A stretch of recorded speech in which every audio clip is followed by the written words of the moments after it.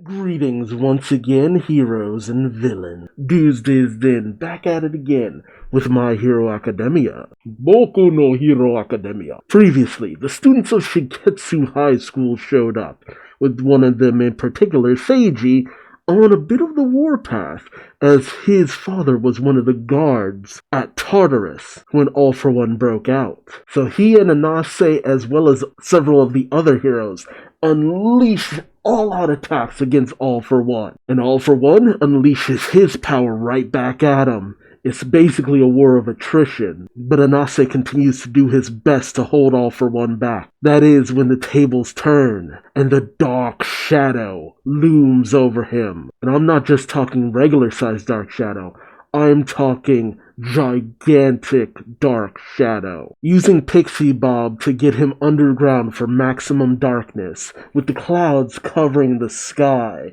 the rain putting out the fires that surrounded the battlefield. There's enough darkness for Dark Shadow to be at full power. The figure even makes All For One shudder by the sheer magnitude of the power. And in conjunction with Anase's massive gale force winds, they unleash a combined attack that Tokoyami calls the Light of Boldor, smashing All For One into the ground. But was it enough to at least hold the villain back? Or will he just get right back on up, a little bit more pissed? Join me as I find out, won't you? Alright, we're in a bit of a flashback. Kind of looks like when the army of Twices all came flooding out of the Kurogiri portals. This is My Hero Academia number 382. Don't let him go. Yeah, it's all about holding All For One back. Narration. In that moment, these two men came to realization, with All For One in the flashback saying he gave that femme fatale just the tool she needed to bring ruin to all.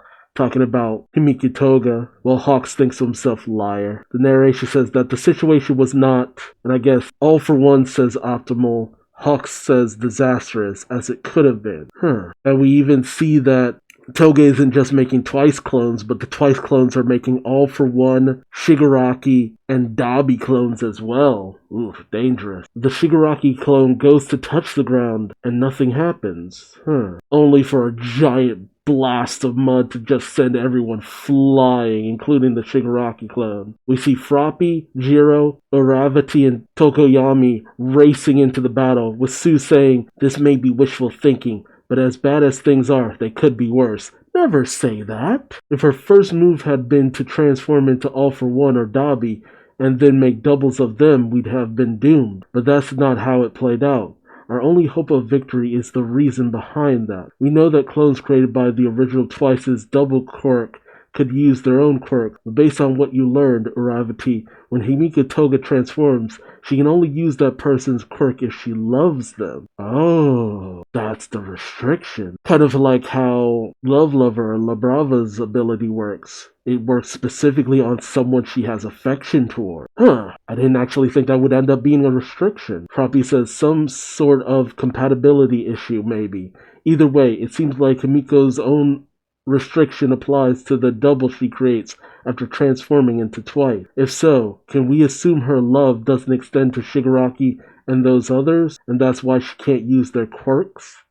So this isn't as... Well, Froppy's right. This isn't as bad as it could have been. Froppy says, I may be off the mark, but in an extreme situation like this, a single motion could override that restriction at any second. Oh, so sway her emotions and the whole thing breaks down.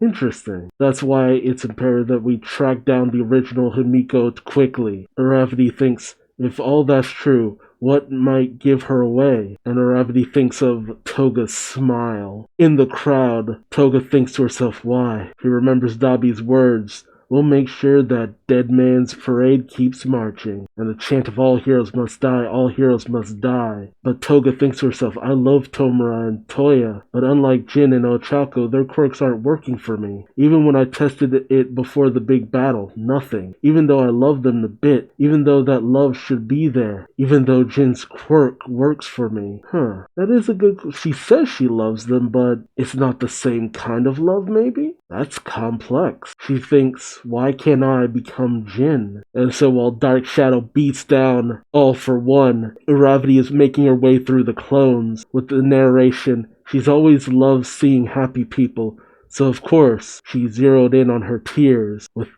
even in this commotion, Ochako manages to see the one twice crying. Man, and Tokoyami, the Dark Shadow is just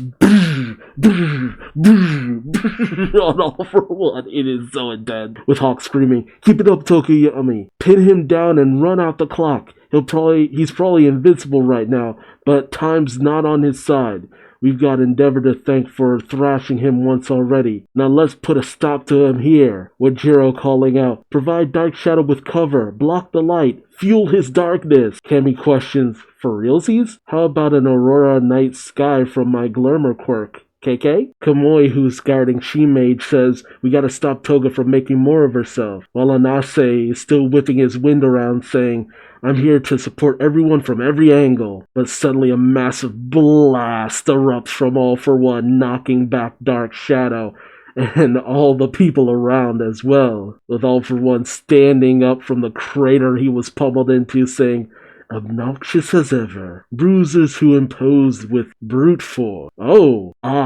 And that's where the problem with this ability kind of comes into play. He's rewinding, but it's out of control. He's rewinding through time, and now he looks like a teenager almost, or at least someone in his 20s. With Tokoyami thinking, he's even younger now. All for One goes racing off, but he's followed by Tokoyami, and it looks like someone's covering Dark Shadow to make him more dark. Is that Kamui Woods? The person says, "We need darkness." Well, Dark Shadow says, "Not so fast, you." Anase whips up some wind saying, "Here's a gale to boost you towards him. He ain't getting away." But the narration says, "These two men came to realizations that the situation..." Yeah, we see All for One flying through the attacks coming after him.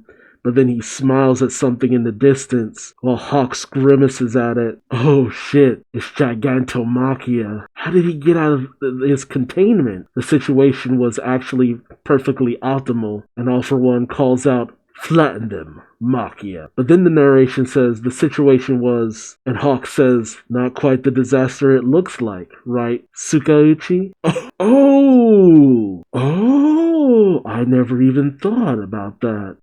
Suddenly, Gigantomachia hurls a massive chunk of rock and dirt at All for One, catching him a bit off guard, and he manages to blast it apart at the last minute, with All for One questioning, "What? How?" But he's shocked, saying, "It's you pests." And we see on top of Gigantomachia's head a few figures, one of which is Red Riot saying, "Yo, Tokoyami, we're here too." And the one obviously in control of Gigantomachia is none other than Shinso. As Red Riot says, "We can't let that dude reach Midoriya and Shigaraki." Dang.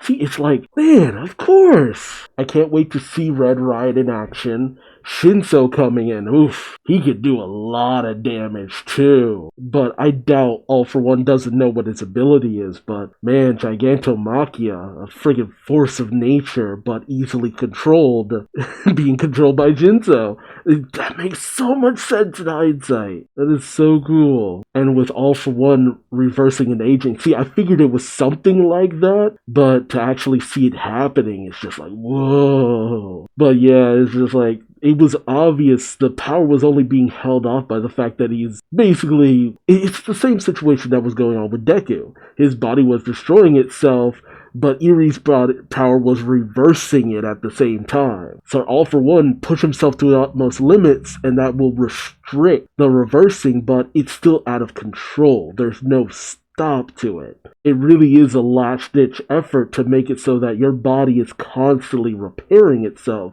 But you're gonna age away into nothing. I still love that Tokoyami is one of the heavy hitters as well as Inase. Like, again, throughout the series we've been shown that they are powerhouses, and to finally have them being displayed as such is great. And I do love that we have this kind of payoff for the fact that Uraka has this kind of almost obsession with the well-being of others. It's something that's been pointed out like a lot for a long time, is that she cares about the feelings of others. She fixates on it to a certain degree, and to have it potentially pay off here is actually really nice. But there's still that question of what is it about Toga's abilities that's not allowing her to use Shigaraki's or Dabi's or All for One? Is it that it has to be something mutual? Like the person whose power she uses has to actually care about her as well. Because Jin obviously does. I doubt Dabi, Shigaraki, or for one care for Toga. But Uraraka, because of the nature of who she is, I could easily see it being the case. That's a